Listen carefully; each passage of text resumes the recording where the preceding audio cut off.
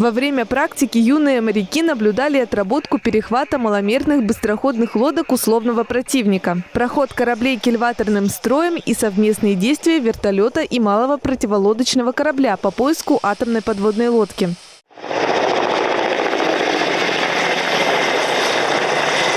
Не обошлось и без познавательной экскурсии по фрегату «Адмирал» флота Советского Союза «Горшков» и большому противолодочному кораблю «Североморск». Опытные офицеры рассказали ребятам о современном оружии кораблей Северного флота и их боевых возможностях. Завершили занятия согласно распорядку – обедом в кают-компаниях обоих кораблей. Евгения Гречуха, ТВ 21+.